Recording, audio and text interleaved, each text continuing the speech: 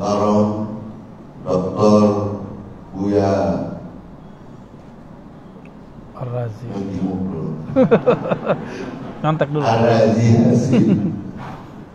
Padahal sering menyebut nama beliau, tapi hari ini Pak Mirin agak gugup-gugup gitu. Ketemu guru.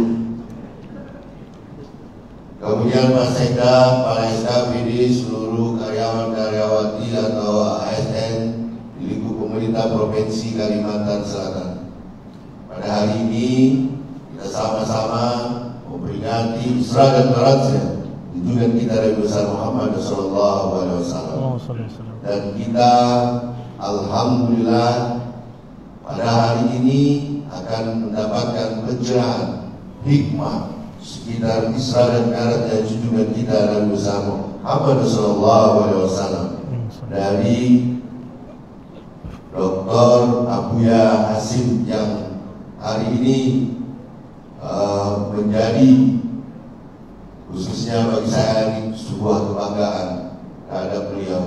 Dan mudah-mudahan hari ini beliau dapat memberikan pencerahan kepada kita semua sekitar Isra dan Mi'raj, dan barangkali sekitar akhir zaman, ya, karena kita ini berada di penghujung akhir zaman. Dan oleh karena itu di momen yang berharga ini mari kita dengarkan dengan baik. Dan pesan saya, kalau ada handphonenya yang masih berdering, tolong dimatikan, kita fokus sebentar. Dan saya mengucapkan terima kasih atas kehadiran kita semua. Dan barangkali kalau ada hal yang kurang berkenan, saya mohon ampun dan maaf. Demikian, wassalamualaikum warahmatullahi wabarakatuh. Assalamualaikum warahmatullahi wabarakatuh. Bapak Gubernur dan hadirin rahimakumullah, marilah kita ikuti tausiah mau'izatul hasanah yang akan disampaikan oleh Yang Mulia Abuya Dr. Ar-Razi Hasim dan Sayyid Waktu dan tempat kami persilahkan. Sampai itu aja. Ya, siap. Insyaallah.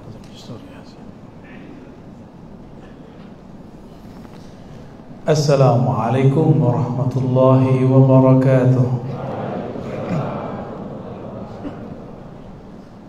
Alhamdulillahilladzi asra abdahu Muhammadan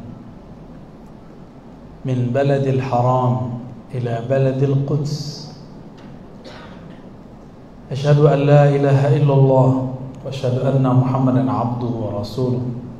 Allahumma salli wa sallim wa barik ala sayyidina Muhammad wa ala alihi wal mahdi khalifatihi wa sallim. Puji syukur kepada Allah karena dialah kita bisa berkumpul pada siang ini. Ini udah siang apa masih pagi, Pak? Udah siang. Siang malam itu pertanda bahwa ada yang mengatur. Berarti ada Allah. Dan dia mengatur ini hanya untuk sang kekasihnya Nabi Yuna Muhammad sallallahu alaihi wasallam. Maka karena asbab beliaulah kita duduk tidak menyembah kecuali kepada Allah Subhanahu wa taala. Pantaslah kiranya kita mengucapkan salam rindu, salam terima kasih kepada Rasulullah sallallahu alaihi wasallam. Allahumma salli wa sallim wa barik ala sayyidina Muhammad. Yang sama-sama kita hormati, ta'zimi Paman Birin yang hari ini saya kaget beliau pakai sepatu.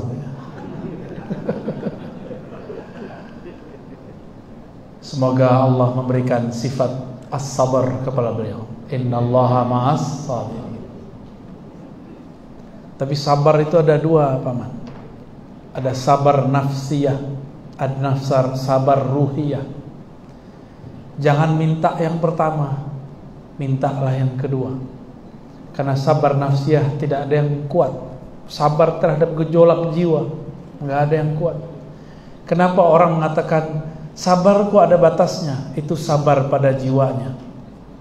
Karena jiwa tidak sanggup ditempa. Makanya Allah kasih puasa untuk jiwa, itu pun dikasih time, kasih jam. Mulai dari terbit fajar sampai terbenam matahari. Allah nggak kasih 40 tahun, nggak. Ya. Namun nafs itu bandel dan dia harus betul-betul dipuasakan. Nafs ini bandel sekali. Dari awal penciptaan dia sudah sangat bandel. Maka kalau sabar, mintalah sabar ruhiyah, sabar rohani. Sabar rohani itu adalah keikhlasan kepada ketentuan Allah Subhanahu wa ta'ala. Ya.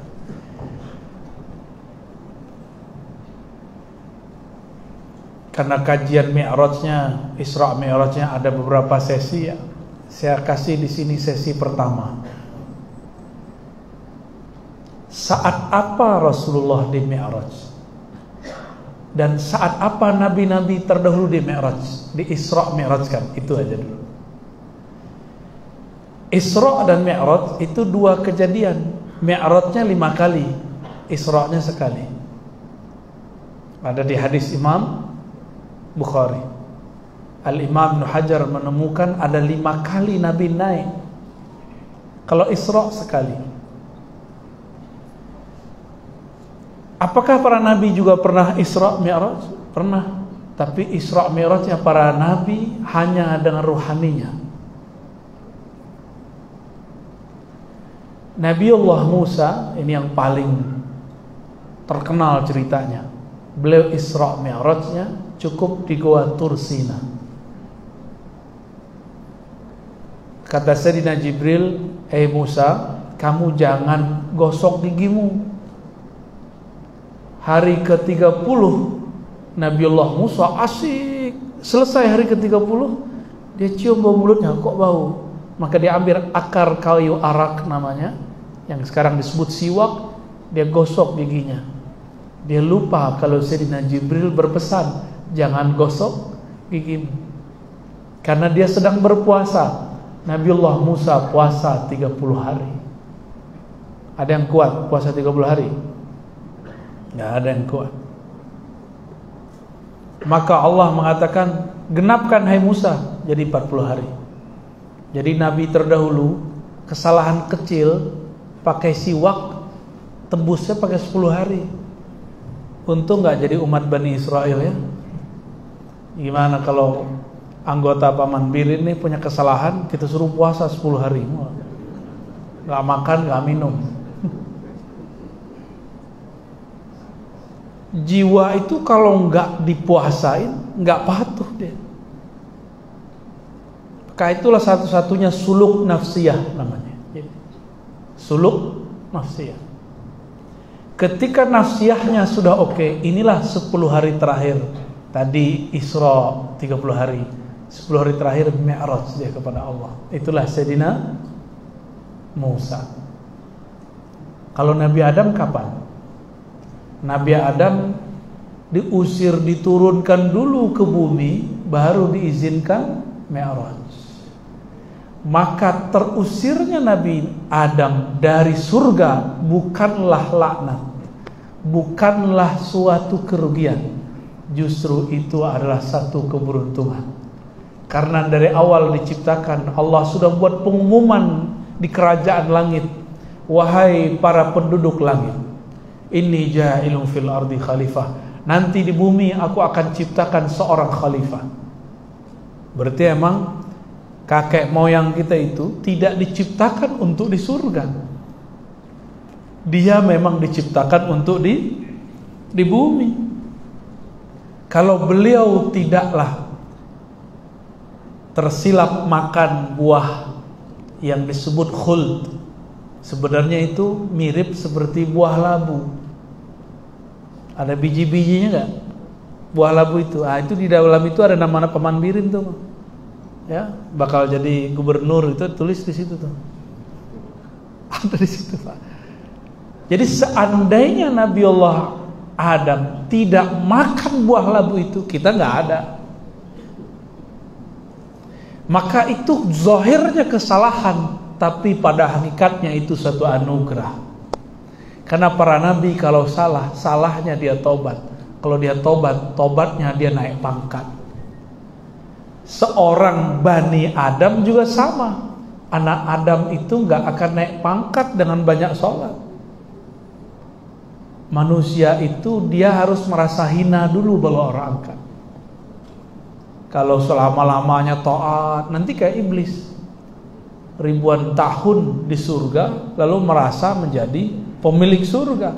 Dan dia tidak rela ada yang lebih hebat darinya. Nah, yang punya sifat begitu, itu iblis tuh dalam dirinya, hati-hati. Ya, sifat apa? Iblis. Karena iblis itu yang menurunkan karakter, namanya karakter iri dan dengki.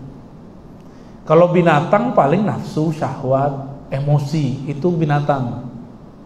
Nafsu, syahwat, emosi, udah, itu binatang. Tapi kalau iblis, iri, dengki. Lebih bahaya mana? Iri, dengki. Kalau orang karakternya binatang paling geruduk-geruduk selesai. Tapi kalau dia karakternya iblis, syayatinul jinni wal ins, setan dari kalangan jin dan manusia, itu bisa merusak negara, bisa merusak negeri, bahkan bisa merusak alam semesta. Ini bahayanya. Sayyidina Adam terusir. Disitulah beliau kemudian sujud 40 hari 40 malam, tidak bangkit dari sujudnya. Begitu dituliskan oleh Imam Ibnu Katsir. Kepala beliau sujud, ruhnya naik. Inilah mi'rajnya Sayyidina Adam. Coba lihat, kita sudah memi'rajkan Adam kita belum? Ini mi'raj Adamiyah namanya. Apa namanya? Mi'raj Adamiyah. Apa maksudnya mi'raj Adamiyah? Nabiullah Adam ketika beliau sujud, apa yang dibaca? Masih ingat? Rabbana zalamna, terus anfusana fa illam taghfir lana wa tarhamna lanakunanna minal khasirin. Ini doa apa sebenarnya ini? Ini doa yang kita sebut orang-orang yang sportif. Orang-orang yang tidak mau menyalahkan orang lain karena kesalahan dia. Bahkan dia siap menanggung kesalahan orang lain, dia pikul. Ini namanya mi'raj Adamiyah. Siapa yang punya karakter ini, karakter sportif, ruhaninya sudah mi'raj kepada Allah Subhanahu wa taala. Tapi baru Adamnya, sisi Adamnya yang naik. Tapi coba lihat nanti ada kesalahan, ada temuan-temuan nih di KPK, nyalain orang, nggak mau kemudian mengakui sendiri. Hati-hati, ya. Sebelum keluar, akui dulu di dalam biar diberesin. Jangan kayak main bola pingpong, ya. Ini karakter ada, nih ya. Nabi Adam mengerti karakter ini. Ini yang turunnya dari si Habil pe Qabil yang membunuh siapa? Qabil dan Habil dapat syariat dari Nabi Adam. Apa syariatnya? Serahkanlah sesajian. Nah, maka sesajian itu syariat orang terdahulu. Kemana ditaruh sesajiannya? Ke gunung. Untuk siapa? Untuk makhluk yang ada di alam semesta. Maka sesajen itu syar'u man qablana, syariat orang terdahulu. Tapi tidak berlaku di zaman ini. Di zaman ini kalau mau sedekah alam, sedekah aja, nggak usah disebut sesajen. Ya. Ini sebenarnya akarnya. Kan lagi ramai sesajen kemarin ditendang, ya. Nabiullah Adam suruh kok Qabil Habil, kamu serahkan yang terbaik dari makanan yang engkau punya. Serahkan, bersedekahlah untuk alam. Maka si Qabil mikir, paling juga yang busuk-busuk mau. Ini hati-hati, yang suka ngasih makanan busuk ke ikan, makanan busuk ke kucing, itu kucing nandain tuh. Tuan busuk katanya. Serius. Bapak ibu kira kucing gak punya ruh? Dia punya ruh. Bedanya akalnya gak ada. Makanya malu-malu kucing namanya. Itu dulu kucing itu dia ruh dulu. Sebelum kita diciptakan di sini dia dulu ruh. Tapi waktu dia bersaksi kepada Allah, dia tidak berpikir saat itu. Maka Allah ambil akalnya. Jadi dia nggak berhasil di alam ruh. Mi'rajnya nggak berhasil, maka lahir jadi Allah tiupkan bukan jadi jasad manusia, tapi jadi masih mending jadi kucing, nggak disiksa nanti di akhirat. Ada orang lahir tubuh manusia karakternya kucing, lahir manusia karakternya babi. Ulaika kal an'am, mereka itu hidupnya kayak binatang ternak, nafsu, makan, duit, tunjangan kurang ngeluh ya. Telat ngeluh, loh kapan sabarnya? Ya, berarti belum mi'raj secara adamiah, Adam. Maka saya mengimbau kepada Bapak Ibu ini kan abdi negara. Negara ini milik Allah, benar nggak? Jangan pandang ini milik presiden, milik Pak Gubernur, enggak. Ini milik Allah. Ya. Al-ard itu bumi ini yarithuha, ya. Allah wariskan kepada hamba-hambanya yang salihin. Ardullahil wasi'ah, bumi Allah itu luas. Maka yang akan menguasai bumi secara batin itu orang-orang soleh. Soleh itu bukan banyak sholat, bukan banyak zakat. Soleh itu yang lahir batinnya sama, zahir dan batinnya sejalan. Itu disebut sholaha. Sholaha artinya berkesesuaian, gak tabrakan zahir dan batinnya. Maka Bapak Ibu ini yang betul-betul Allah amanahi ini pasti orang-orang yang kolbunya dan zahirnya berkesesuaian. Insya Allah. Nah, ini namanya mi'raj adamiyah. Ketika beliau mengatakan Rabbana zolamna, ya Allah kami yang salah. Nabi Adam tidak ngomong, ya Allah saya terusir ini karena si iblis laknatullah. Enggak ngomong gitu. Ini bapak-bapak nih kalau lagi ada masalah jangan lempar ke orang, ibu ya. Kalau ibu-ibu bapak nih ngomong di sidang nih sama Paman Birin nih, ini kenapa ini gagal? Karena saya dia gak hadir satu tuh. Nah, itu iblis itu dalamnya tuh ya. Kalau mi'raj Adamnya sudah sahih, sudah benar, dia bilang mohon maaf, minta ampun kami kepada Allah. Gimana kata orang sini? Ulun ya. Ulun mohon ampun kepada Allah, ulun mohon maaf kepada Tuhan. Ini kesalahan ulun. Itu baru sudah jadi Adam tuh. Ya, baru sah keturunan Bani Adam. Jadi gimana cara sahih registrasi sebagai Bani Adam? Jadi harus diregistrasi Pak, biar nggak jadi ulaika kal an'am, mereka seperti binatang ternak. Supaya nggak masuk ke barisan binatang ternak berwajah manusia. Gimana?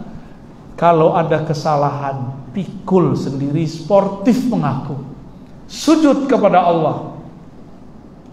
Itu baru benar tuh mi'raj adamiyah. Jadi Nabi Adam pun mi'rajnya ketika sujud turun dari jannah surga. Kalau beliau masih di surga, ya nggak mi'raj. Karena mi'raj ini kan naiknya ke surga, maka harus turun dulu. Orang kalau biasa hidup enak harus dikasih susah dulu baru tahu bahwa hidup dia enak. Berpuluh tahun kita hidup tanpa pandemi, kita merasa itu nggak nikmat, padahal itu nikmat. Maka Allah murka, Allah ingatkan kita supaya bahwa satu hari sebelum pandemi itu nikmat sekali. Sekarang sudah pandemi, kemana-mana harus jadi ninja ya. Mau senyum, apa yang dilihat Pak? Ayo senyum Pak. Ibu senyum. Saya nggak ngerasa Bapak Ibu senyum. Ayo senyum lagi. Ya, nggak kelihatan senyumnya. Tapi ini takdir kita sudah kita terima, kita ridho kepada Allah. Betapa aneh orang percaya kepada Allah tapi tidak ridho kepada Allah Subhanahu Wa Taala. Itu Nabi Adam. Kalau Nabi Musa tadi apa? Kenapa dua nabi ini yang saya sebutkan? Karena dua nabi ini pernah berdebat. Sudah pernah dengar ceritanya ya? Mungkin yang sudah sering nonton Thariqat Al-Yutubiyah. Jadi dalam Sahih Bukhari itu Nabiullah kita, Nabiuna Muhammad, itu Allah putarkan sejarah masa lalu ke beliau ya. Terlihatlah sedang berdebat Nabi Musa dengan Nabi Adam. Kata Nabi Musa, ini toh kakek kami yang bernama Adam itu, yang karena dia kami terusir dari surga. Kata siapa? Nabi Musa. Dia nggak tahu kalau babeh Adam ini jago debat. Jangankan Nabi Musa, malaikat aja kalah. Apa kata Nabi Adam? Ini cucuku yang katanya bisa ngomong sama Allah tapi nggak ngerti masalah takdir. Maka kata Nabiuna Muhammad SAW, Nabi Adam menang telak dari Nabi Musa, wajar. Yang bisa mengalahkan Nabi Adam cuma Nabi Muhammad SAW. Nabi Muhammad belum lahir, Nabi Adam sudah bermahar nikah kepada Sayyidatuna Hawa dengan bersolawat kepada beliau. Oh, ini menang telak sudah. Benar gak tuh? Jadi di darah kita ini Bapak Ibu ada keberkahan solawat Nabi Adam kepada Nabi Yuna Muhammad untuk dapat menyentuh Sayyidatuna Hawa. Jadi solawat itu bukan kewajiban lagi. Solawat itu adalah diri kita. Karena solawat itulah kita ada ya. Kalau bukanlah karena yang disolawatkan kita nggak sah. Itulah makna kalam-kalam ilhami yang muncul di kolbu para wali. Kalau bukanlah karena engkau wahai Muhammad, tidak adalah aku ciptakan alam semesta. Itu bukan hadisnya. Itu kalam ilham turun ke kolbu para wali. Ini yang dulu pernah dikaji oleh guru-guru kita di negeri ilmu yang belakangan kita sebut kajian Nur Muhammad Sallallahu Alaihi Wasallam ya. Udah jam 1 Pak Mandirin. Habis ini katanya ke Raudhah ya. Apa namanya? Skumpul ya. Ini waktunya udah habis belum? Udah ya? Dikit lagi. Ada satu nabi lagi yang terkenal. Semuanya dimulai dari masalah. Gelarnya Zunnun, nabi. Ini bukan Zunnun al-Misri, ini Zunnun an-Nabi. Nama kecilnya Yunus. Masih ingat? Beliau punya umat, nggak bisa dibentuk, ngomel. Kalian susah amat jadi manusia, nggak bisa diajak kenal Allah, kenal Rasulullah. Ya udahlah, gak usah dakwah, ribet. Nah, ada kan pengurus masjid begitu, susah amat ngurus masjid kecil begini. Ya udah gue mundur. Nah, ini ciri-ciri Nabi Yunus belum di Mi'raj. Ini namanya Mi'raj Yunusiyah. Ada nama Mi'rajnya? Nanti ada buku Pak, saya tulis. Mi'raj Asrar Mi'rajil Anbiya. Kalau dulu Imam Ibn Arabi nulis Fusus Al-Hikam, nanti saya tulis insyaallah Asrarul Hikam An-Nabawiyah. Isinya tentang Mi'raj para nabi. Insyaallah ya. Ini baru insyaallah ya. Karena kapan mau nulisnya nih? Ngomeng terus Pak. Mungkin sekarang wazifahnya, tugasnya adalah menjelaskan. Semoga nanti ada waktu saya bisa nulisnya. Sayyidina Yunus sebelum di Mi'raj ngomel, nyalahin umatnya ketika tidak mau dengar. Lalu kesalahan fatalnya apa? Untuk seorang biasa nggak apa-apa Bapak kalau mundur ngurus masjid nggak dosa. Dakwah di suatu kampung nggak dengerin, mundur nggak dosa kalau seorang mukmin biasa. Tapi ini seorang nabi dan rasul. Nabi dan rasul yang bukan kesalahan bagi orang biasa dianggap salah. Makanya dosa nabi itu bukan dosa. Dosa nabi itu cuma masalah adab. Apa kata Nabi Yunus? Kalau begini susah amat di manusia diatur. urus saja sendiri. Kabur naik apa dia? Naik kapal. Tapi karena beliau membawa beban, karena beliau seorang nabi, beban itu sudah menjadi zahir badannya. Itu beban sekampung ada di badan dia. Naik kapal, langsung kapalnya oleng. Itu aneh kan? Itu sebenarnya bagian dari mukjizat beliau. Tapi dilihat badan Nabi Yunus ini kurus, kok oleng.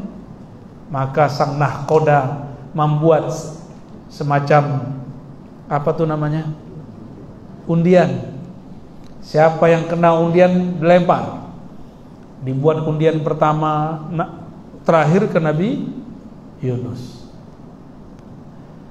Si nahkoda kenalnya orang soleh, badannya kurus, gak mungkin dia yang memberatkan kapal. Yaudah, pulang, puter. Di dalam itu ada sekitar 40. Terakhir tetap ke Sayyidina Yunus. Gak percaya juga, ulang lagi ketiga, masih ke Sayyidina Yunus.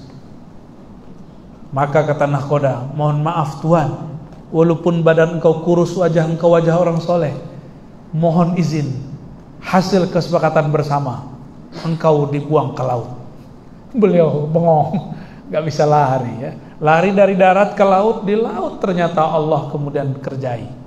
Tapi Allah jika mengerjai seorang hamba, itu adalah cara sayang Allah kepada hamba. Maka ini buruk secara zahir, dibuang ke laut ini buruk secara zahir, bener gak? Coba nih, Paman Birin saya ajak ke laut. Di tengah-tengah saya bilang, Paman, turun. Wah, bisa stres itu. Tapi untuk Nabi Yunus itu sebuah keberkahan. Kalau nggak ada kejadian pelemparan, maka beliau tidak akan bersuluk 40 hari. Mi'raj Yunusiyah. Saya sebut suluk nuniyah. Nah, ini namanya. Apa nama suluknya? Suluk nuniyah. Nanti Buya Musa tolong dicatat itu ya, biar dijadiin buku ntar. Suluk nuniyah. Nun itu sesuatu yang jauh sekali. Tapi nun itu adalah nur. Masuk ke dalam, Allah kirimlah ikan. Ikan itu kan bertasbih, dia mendoakan semua pendakwah. Jadi saya ini kalau tulus kepada Allah, saya didoakan ikan, Bapak Ibu. Bapak Ibu mimpin negara nih, mimpin negeri ini, tulus didoakan yang di langit sama yang di bumi. Bedanya, kalau orang yang alim dan mengajar, ikan aja ikut mendoakan. Kalau Bapak nggak masuk. Kecuali jadi orang alim dulu. Mau ngajar atau nyokong orang alim, masuk dia. Masuk dapat doa dari mereka. Maka ikan tahu. Disebut al-hut, ikan yang besar sekali. Langsung dia nangkap. Ditangkap, gelapnya bukan main. Ya, perut ikan ada lampunya nggak? Nggak ada lampunya. Ya, berlendir. Nggak bisa ngelihat apa-apa. Di saat itulah Nabiullah Yunus, nun yang ada dalam dirinya, nur itu kemudian hidup. Itulah yang disebut Zunnun, yang mempunyai nur Muhammad di dalam dirinya. Itulah yang bercahaya. Itulah yang kemudian membimbing lisannya mengatakan La ilaha illa anta. Setelah itu ada doa yang dibaca oleh Nabi Adam, La ilaha illa anta subhanaka inni kuntu minaz zalimin. Sama gak dengan Nabi Adam? Rabbana zalamna, ya Allah aku yang salah. Inni kuntu, sungguh akulah yang zalim ya Allah.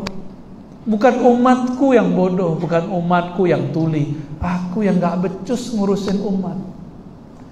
Maka pemimpin umat, pemimpin negeri, jika umatnya salah, dia salahkan dirinya. Maka orang ini sudah sah menjadi pewaris Mi'raj Yunusiyah. Suluknya suluk nuniyah. Amalkan la ilaha illa anta 40 hari 40 malam. Itu zikirnya, la ilaha illa anta, tiada yang berhak disembah kecuali Engkau ya Allah. Inni kun subhanak, maha suci engkau ya Allah. Inilah mi'rajnya, Isra'nya di sini diperjalankan rohaninya oleh Allah. Kata subhana menunjukkan perjalanan yang hebat.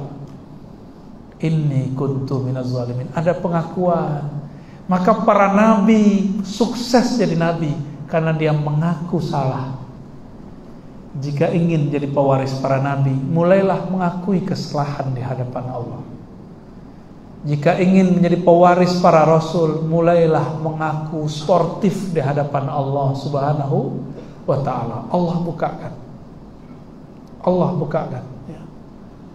Tuh 3 tuh mi'raj ya. Ini saya bingung tadi mau ngaji apa ya. Tawasul aja sama para nabi. Turunlah ilmu ini. Alhamdulillahirabbil alamin. Silakan diamalkan 2 doa ini. Rabbana zalamna anfusana wa illam taghfir lana wa tarhamna lakunanna minal khasirin. Ini boleh dibaca di salat taubat saat sujud. Ini enggak bid'ah. Jadi selesai kita baca subhana rabbil ala wa bihamdi, baca ini. Rabbana zalamna anfusana wa illam taghfir lana wa tarhamna lanakunanna minal khasirin. Pengakuan, ya Allah yang salah kami. Kami banyak salah setiap hari. Yang kami harap cuma ampunan Engkau. Allah kan Maha Pengampun, gak usah khawatir. Ya. Dan yang kedua, kalau Nabi Adam, kalau Nabi Musa, la ilaha illallah zikirnya, itu udah biasa. Kalau Nabi Yunus, la ilaha illa anta. Ada rahasia di lafaz anta, tapi tidak mungkin kita jelaskan sekarang. Kalau syukur, kalau mujur, kalau beruntung, kita jelaskan nanti ya. Jadi ketika para nabi bersuluk bermi'raj, mereka bawa oleh-oleh, yaitu zikrullah dan kebeningan qalbu, pengakuan kesalahan, pengakuan dosa. Inilah prinsip kewalian. Mengakulah berdosa, mengakulah salah, maka siap-siap engkau akan jadi wali Allah Subhanahu wa ta'ala. Semoga kajian ini diridai oleh Allah. Semoga ruhani kita di Isra Mi'rajkan oleh Allah. Jika umur panjang kita membersamai imam akhir zaman yang dia ruhaninya dan fisiknya juga diislah dengan mi'raj oleh Allah Subhanahu wa ta'ala. Amin ya rabbal alamin. Untuk semua yang bekerja untuk negeri ini, mari kita bacakan surah Al-Fatihah. Alhamdulillah. Ar-Rahmanir-Rahim. Iyyaka na'budu wa iyyaka nasta'in. Shiratal ladzina an'amta 'alaihim ghairil maghdubi 'alaihim. Salam cinta hormat dari saya. Selamat bekerja, selamat jadi orang yang amanah dan adil. Assalamualaikum warahmatullahi wabarakatuh.